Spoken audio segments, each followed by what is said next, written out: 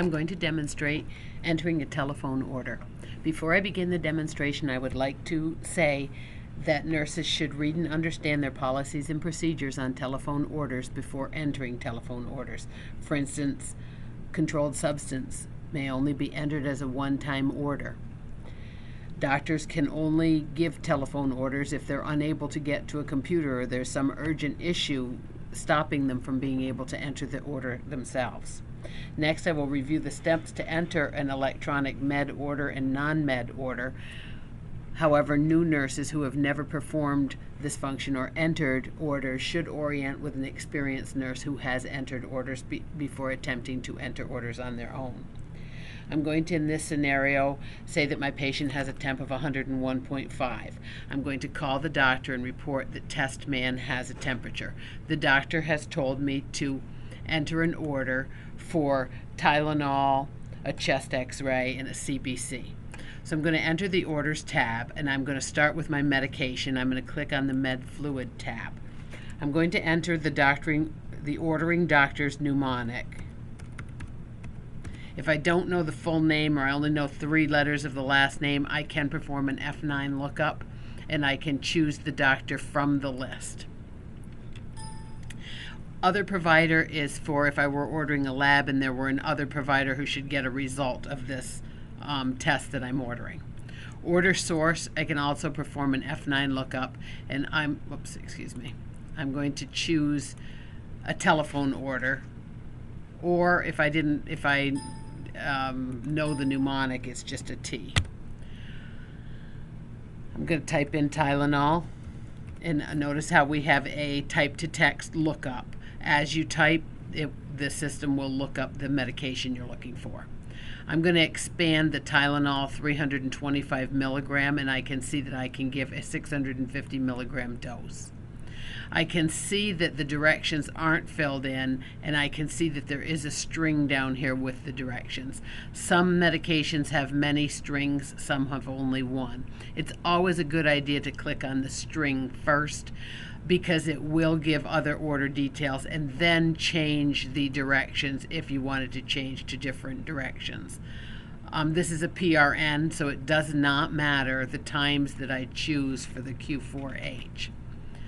Notice that PRN is set to yes, but I don't see a space where I can enter the reason or what to give it for. There are a couple of things I can do. I can click on done, and the reason will automatically pop up and make me give it a reason, or I can click on the PRN and type here fever over 101. I can choose from the drop down list or free text. Once I've entered that, I can click on done, and it's going to take me back to the order screen in case I wanted to enter another medication order. I do not, so I'm going to click done. Next, I'm going to go to the orders tab. These are all other orders, anything that is not meds or fluids. This particular doctor has what's called a favorites list, so I can see this doctor's favorites list. Sometimes you'll launch directly into the any order tab. When I see this, I'm just going to come over here and click on any order. In here, I'm going to type CBC. The auto diff is the one that we usually select. I'm not going to hit done. This is a common mistake. If I select done, it'll kick me right back to the order screen. I have to say select so that I do select that order. Today's date is highlighted. I'm going to go ahead and choose now for a time. I can enter a time in hours and minutes, or I can click other times and say now. I do not have to enter the collected by. I can just click OK. Now I'm going to type chest x-ray, and I can see the 2 views chest x-ray, and I'm going to select that. Again, today's date, I'm going to put in a time of now. And how transported, I do have a lookup for that. I'm going to go ahead and choose wheelchair. Reason, doctor order. Oops.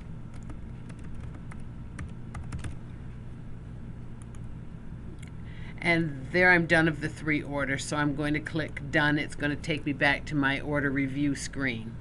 I can see the new orders. At this point, I can highlight and change an order if I had made an error, or I can undo the order and enter a new one, or I can enter more orders. I'm going to go ahead and click submit and put in my password, and the order is filed. I'm going to go back to my status board. However, I am not complete because I called this doctor and reported a critical value. I now have to document that I called him, got an order, and read the order back.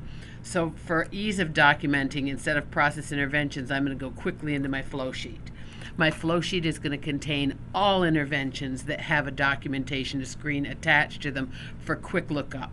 I can see doctor notification right there. I'm going to click on the document tab. I'm going to arrow down to the doctor notification, click OK, and it's going to launch me right into my note.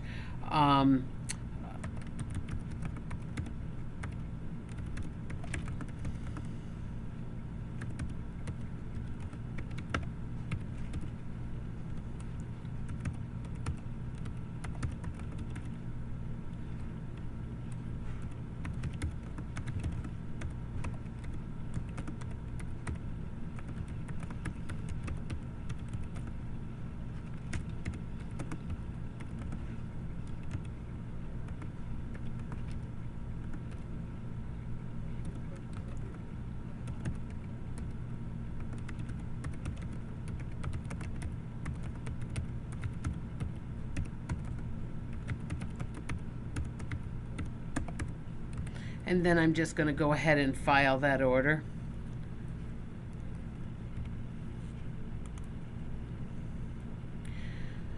And now I am done.